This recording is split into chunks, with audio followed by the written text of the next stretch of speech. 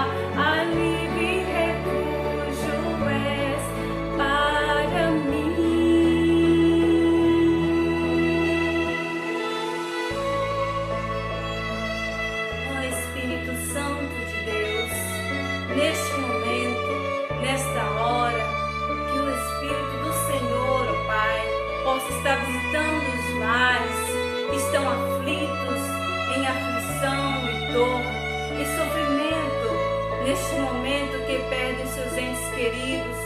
com um inimigo tão fatal, que este Espírito do Senhor possa fortalecer seus corações e consolá-los.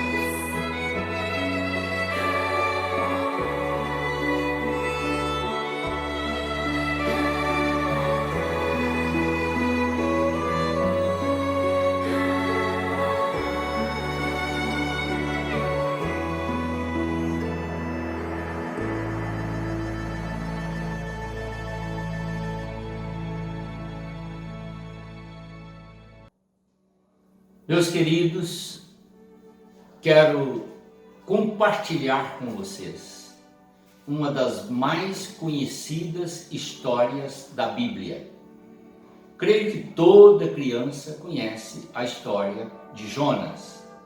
E nós vamos extrair desse livro, da experiência vivenciada por Jonas e daquilo que Deus tem nos falado ao coração para exemplificar nos dias atuais, nas nossas necessidades e fazer a aplicação desta mensagem para que cresçamos na graça, no conhecimento, no temor e no amor ao Senhor, que são coisas importantíssimas, sem as quais jamais podemos servi-lo e honrá-lo.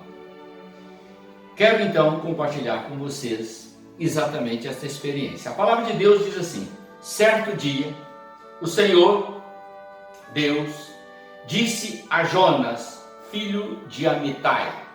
O livro é o livro de Jonas, é um dos menores livros da Bíblia. Apronta-te, vá à grande cidade de Nínive e grite contra ela, porque a maldade daquela gente chegou aos meus ouvidos. Jonas se aprontou, mas fugiu de Deus, indo na direção contrária. Ele desceu até Jope e ali encontrou um navio que estava de saída para a Espanha. Pagou a passagem, embarcou a fim de viajar com os marinheiros para a Espanha, para longe do Senhor. Algumas pessoas acham que podem se esconder de Deus ou fugir de Deus. É impossível, querido. Ninguém consegue fugir de Deus. Deus, ele é grandioso, ele é poderoso, ele tem domínio sobre os céus, sobre a terra, sobre as águas, sobre os peixes, sobre os animais, sobre o vento, sobre o sol, sobre a lua. Não há nada que o Senhor não controla. Incrível é que a palavra de Deus revela isso de uma forma clara que qualquer criança pode entender. Daí eu ter dito, é um dos livros ou uma das mensagens mais conhecidas pelas crianças e apreciada por elas. Porém, os adultos que se julgam intelectuais, que se julgam intérpretes da Bíblia, que se julgam teólogos, que aprofundam no conhecimento humano, desprezam esta mensagem e a grandeza dela, não conseguem extrair riqueza deste livro. Mas vamos então analisá-lo e você vai ver como este livro tem mensagens precisas que nós necessitamos no nosso dia a dia. Aqui, portanto, está a primeira das mensagens. Nunca pense que você pode fugir de Deus, porque você não pode. Nunca pense que você pode se esconder de Deus para praticar o mal, porque não pode. É impossível. Se você entrar num quarto, apagar a luz e for fazer qualquer coisa errada, que esteja contrária à palavra do Senhor, Ele vai estar lá e vai ver. Se você for para o banheiro, fechar a porta e for tentar fazer qualquer coisa errada, Deus está lá e Ele vai ver. Se você pensar em fugir da igreja ou fugir da mensagem de Deus e tentar se ocultar, não há como. você pode tentar fugir de uma mensagem, de um pregador e até da igreja, mas do Deus que é autor da mensagem e é criador da igreja e também seu criador, você não consegue fugir. O Jonas pensou que conseguia. Olha que o Jonas era um servo de Deus. E o Senhor disse a ele: quero que você vá para Nínive, a capital da Síria, e fale contra ela, grite contra ela. Algumas palavras que eu vou pôr na sua boca. Jonas falou: tá bom. Foi lá e se arrumou. Ao invés dele ir para Nínive, ele comprou passagem para Tarsis. Tarsis está no oeste da Espanha, a 4.000 quilômetros do local onde ele se encontrava, da Palestina. 4.000 quilômetros. Quer ver agora? Nínive está na direção oposta, a 800 quilômetros. Então, entre uma cidade e a outra, o Jonas tentou distanciar do propósito de Deus, da direção de Deus, 4.800 quilômetros. Achou que poderia. Entrou no navio e embarcou. Quando ele estava já tranquilo, porque ele desceu lá para o porão do navio, deitou e foi dormir descansado. Só vou acordar quando o navio aportar em Tarsis. Aí eu desço e nunca mais o Senhor me encontra. Não vou fazer o que ele pediu. Primeiro, esta é a lição. Nunca esqueça. Você não consegue fugir de Deus, ocultar de Deus, desviar dos propósitos do Senhor. O que Ele tem programado para a sua vida, se você não cumprir, responderá por isso. Então, guarde essa primeira lição. Essa é a primeira lição do livro. Agora vamos à história. Então Jonas estava dentro do navio e de repente o Senhor moveu os ventos. Não é a frente fria que vem do sul, nem o calor que está de cá. Não é a mãe natureza que faz o vento se mover, é o Senhor Deus Todo-Poderoso. Oxalá que toda população da terra, ao anunciar qualquer coisa sobre meteorologia, que não está errado fazer os anúncios, os pré-anúncios, o errado é não dar honra e glória a Deus. Porque se o Senhor mudar a direção do vento, tudo muda. Algumas semanas atrás nós estávamos ouvindo falar de uma praga de gafanhoto que estava vindo para o Brasil. Todo mundo se preparando para a praga de gafanhoto.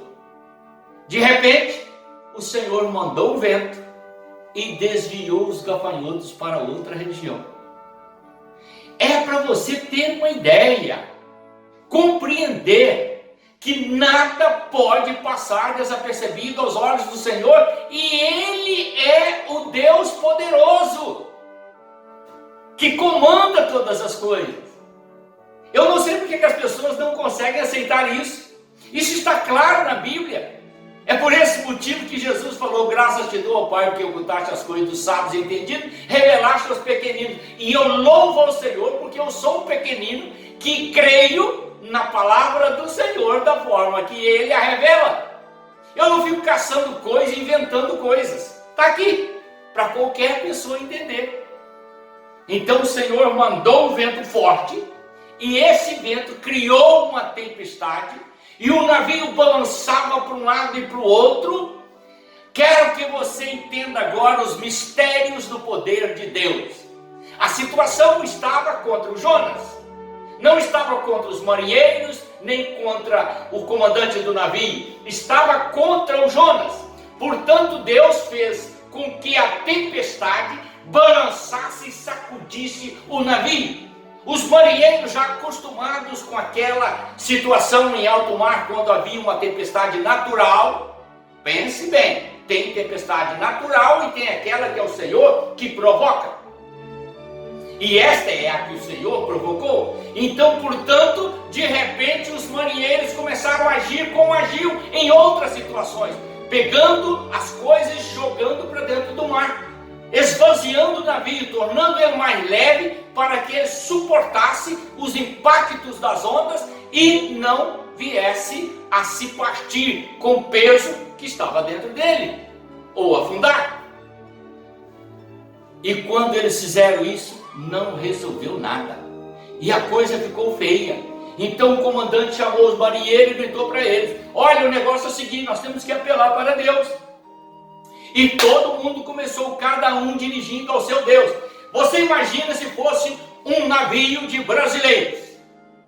Ia ter gente falando assim: ô Aparecida, tenha misericórdia, me ajude, Nossa Senhora da Aparecida. Ia ter um outro falando assim: ô Iemanjá, tu que é a rainha do mar, nos proteja. Ia ter um outro: ô Padre Cícero, pelo amor de qualquer coisa, me proteja. Ia ter um outro gritando, um outro santo, meu Santo Antônio, o outro, meu São Benedito. Era santo para todo lado, e era todo tipo de clamor. Ia ter aqueles que iam dar: meu Jesus, tem misericórdia. O outro: meu Deus. O outro: Jeová, tem misericórdia. Porque eram muitos marinheiros e cada um cria em um tipo de Deus. De repente, aqui está mais uma lição para você aprender. Os homens têm muitos deuses, mas um só é Senhor do céu e da terra. Só Ele tem poder para comandar, dar vida, tirar vida, controlar a natureza e ordenar as coisas que têm que ser feitas segundo o seu propósito. Segunda lição. Agora vamos novamente para o navio. Os marinheiros então ficaram atormentados e gritando, e nada parava a tempestade, ela só aumentando, e o navio estava pronto de rachar e naufragar. Foi de repente que o comandante desceu no porão e encontrou Jonas dormindo. É brincadeira, não é? Todo mundo desesperado, pronto para morrer, e o Jonas dormindo. Quantos cristãos estão dormindo no momento que deveriam estar orando, no momento que deveriam estar cuidando das coisas do Senhor, atento a tudo que Deus está falando, mas não, estão dormindo. E aí Paulo diz assim: desperta tu que dorme, levanta de entre os mortos e Cristo te esclarecerá. Sabe por que você está dormindo? Porque você julga que Deus não está vendo a sua indiferença às dificuldades e à adversidade que está sobre a igreja. Neste momento, não é hora de dormir, é hora de despertar e lutar para que todas as batalhas sejam vencidas. Centenas e milhares de pessoas estão morrendo e você está dormindo. Eis aqui a terceira lição que você tem que estar atento à palavra do Senhor. Deus não fala à toa, Ele diz exatamente o que nós precisamos estar atentos. Não é hora de dormir. E o capitão chegou e ficou indignado. O que você está fazendo dormindo aí, rapaz? Você não está vendo que está todo mundo clamando a seus deuses? Por favor, levanta daí e vai dar um jeito de clamar ao seu Deus. Quem sabe ele pode nos ouvir. É aí, meu querido, que surgiu a grande questão. Jonas então diz: a tempestade está assolando o navio por minha causa. O meu Deus, o Criador dos céus e da terra. Agora vem o testemunho de quem conhece o Deus verdadeiro. O meu Deus, o Criador dos céus e da terra, é que causou essa tempestade. E Ele causou essa tempestade exatamente porque o infeliz do servo dele não está obedecendo a ordem que Ele deu.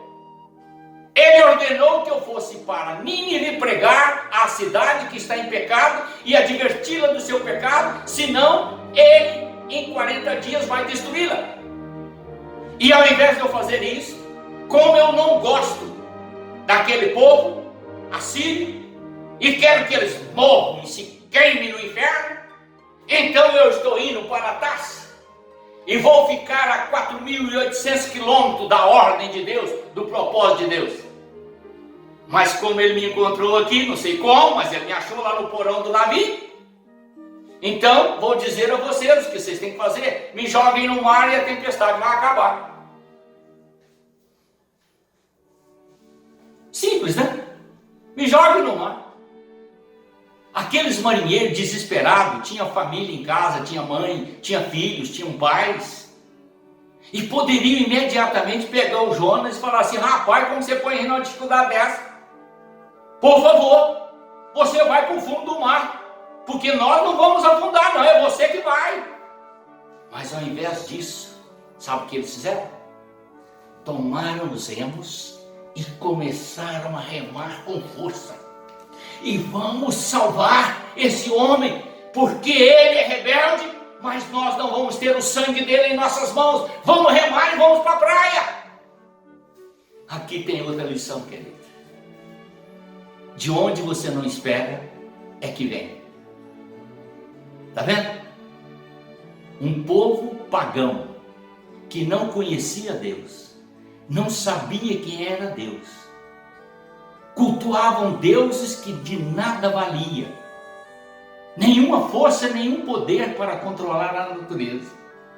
Eles sabiam que estavam enfrentando o Deus que o Jonas anunciou, o Criador dos céus e da terra. Mas mesmo sabendo que eles estavam enfrentando Deus, eles começaram a remar: que não caia sobre nós o sangue deste homem. Lembra o que os judeus fizeram com Jesus? Quando Jesus foi apresentado diante de Pilatos? Lembra? Se ele é inocente, que caia sobre nós o seu sangue. Crucifica-o, crucifica-o. E este povo que gritou isso, querido, eram os judeus, povo de Deus, irmãos de nação de Jesus. Agora, aqueles lá não eram irmãos de nação de Jonas, não conheciam o Deus de Jonas, o Deus bondoso, o Deus misericordioso, o Deus criador dos céus e da terra. No entanto, eles ousaram desafiar o poder de Deus com humildade, com amor, com misericórdia, com bravura. Eles se dispuseram a enfrentar a fúria do mar, a fúria do vento, a poderosa mão do Senhor, para tentarem salvar o Jonas, que não era nada deles. E os judeus mandaram crucificar Jesus. E ainda pediram para que o sangue dele caísse sobre eles. Que diferença, né? Nós temos muitas pessoas fazendo isso no dia de hoje, dizendo que são cristãos, mas estão desejando que os seus adversários vão para o inferno, pedindo para que eles sejam derrotados, para que eles sejam massacrados. Aonde está o seu conhecimento de Deus? Aonde está a misericórdia no seu coração? Onde é encontrado o amor em seu coração? Você já parou para pensar nisso? A historinha do Jonas, que parece infantil, te traz lições que você ainda não conhece. Você precisa voltar a ser uma criança e aprender com as crianças. Que misericórdia é o que Deus pede, não é sacrifício, é misericórdia. Isso ele disse através da boca do profeta Samuel. Misericórdia é o que eu quero, não sacrifício. Portanto, meu querido, abra os seus olhos e contemple a justiça e a mão poderosa de Deus. Deus ficou olhando e observando. Quando os marinheiros viram que era impossível enfrentar a força do mar e a poderosa mão do Senhor, então eles usaram este termo. Preste atenção.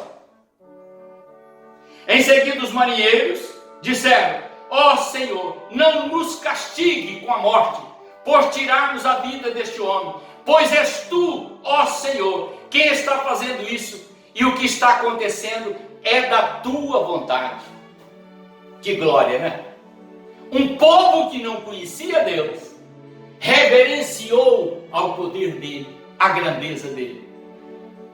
O que está acontecendo é a tua vontade. Nós não temos como lutar contra o Senhor. O Senhor quer que esse homem vá para o fundo do mar. Não somos nós. Lutamos para não permitir que isso acontecesse, mas é impossível resistir ao poder da tua mão. Portanto, não jogue o sangue dele sobre nós.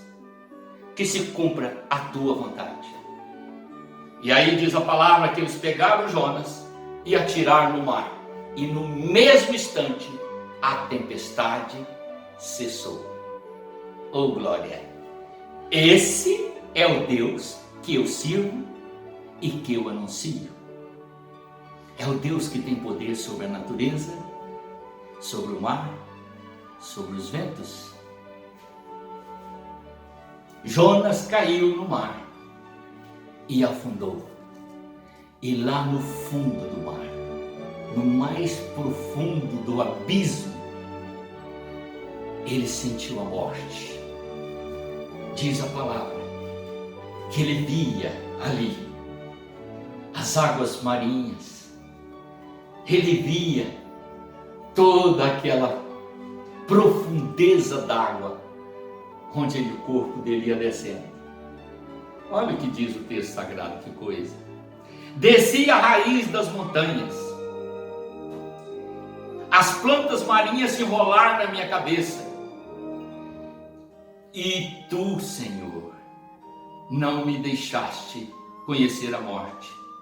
Quando senti que estava morrendo, eu me lembrei de ti. Ó Senhor eterno, a minha oração chegou a ti no teu santo templo. E aí Jonas diz assim, ó: aqueles que adoram ídolos, que são coisas sem valor, afastam a tua misericórdia. Aqui tem uma lição extraordinária que você não pode perdê-la. Jonas colocou claro e evidente: o Senhor me chamou para pregar a Nínive por causa da idolatria dos assírios. É um povo idólatra que afronta a tua santidade, cultuando outros deuses. Me jogou num navio, onde o povo clamou pelos seus deuses, mas nenhum deles pôde ajudar. O Senhor é o único Deus poderoso, vivo, que pode valer ao homem. De nada adianta prestar culto a imagens de escultura, a deuses feitos por mãos humanas, porque esses deuses não podem valer quando a pessoa precisa do Senhor. Ao contrário, afastam a misericórdia de ti, a tua misericórdia deles, afastam a tua misericórdia deles. Foi a visão que Jonas teve no fundo do mar. Aqui está outra lição que você não pode esquecer.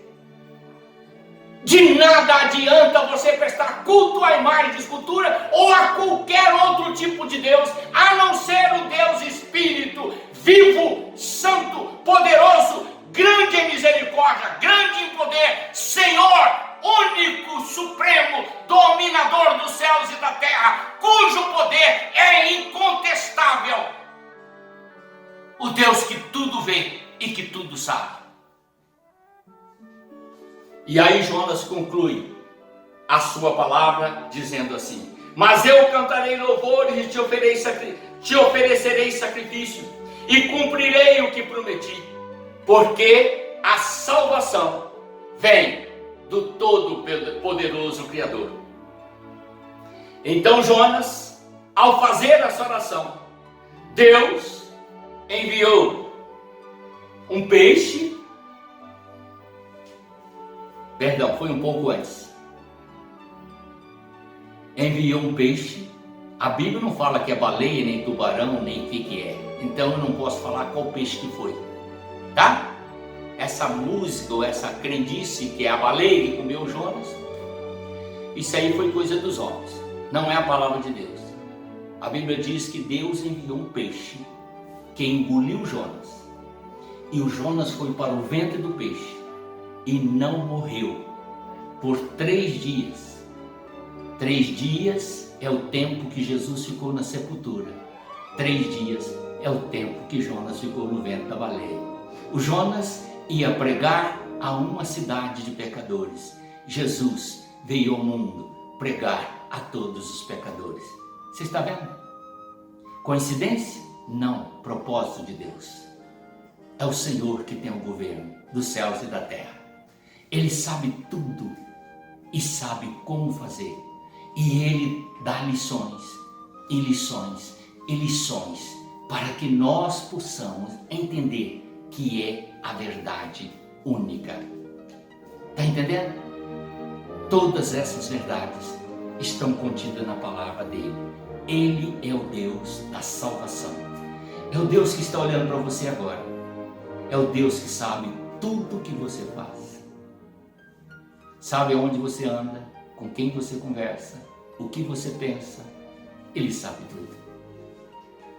É o Deus que já chamou você pelo nome e diz: filho meu, dá-me o teu coração. É o Deus que disse assim: este é o meu filho amado, apontando para Jesus. É o meu filho amado que eu tenho alegria nele.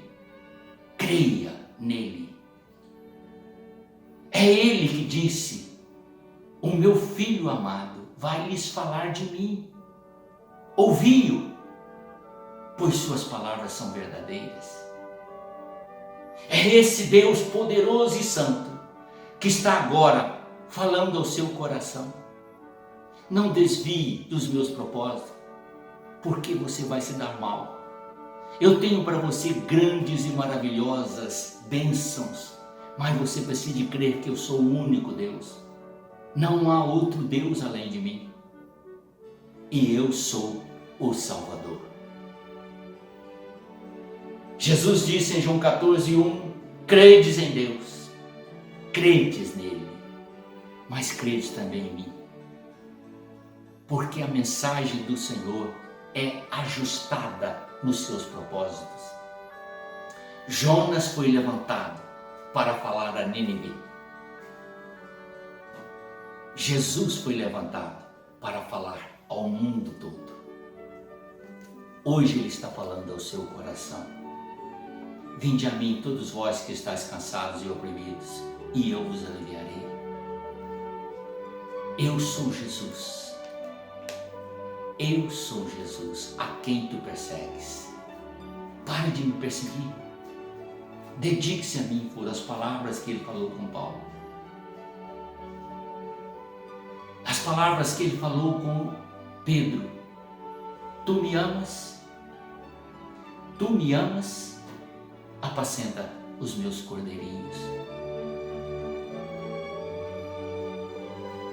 Meu querido, minha querida, não deixe de servir a esse Deus maravilhoso, não deixe de voltar os olhos para Ele. Ele fala de muitas maneiras, de muitas formas, e todo o propósito dele é te salvar, é me salvar, é nos abençoar. Amém? Domingo próximo, na Escola Bíblica Dominical, às 10 horas, prosseguiremos com essa mensagem. Deus te abençoe e vamos orar. Pai eterno, em nome do Senhor Jesus Cristo, que esta mensagem, que estas advertências, que estas visões preciosas, contidas no livro de Jonas, possa atrair os corações à tua presença e fazê-los entender que, se não temerem ao Senhor enquanto podem, tremerão diante de ti no juízo final, mas se crerem em ti hoje, viverão eternamente, porque a tua misericórdia é para todo sempre. Eu te peço, Deus, em nome do Senhor Jesus, torne essa mensagem um ponto de vida no coração de todos, em nome do Senhor Jesus. Amém.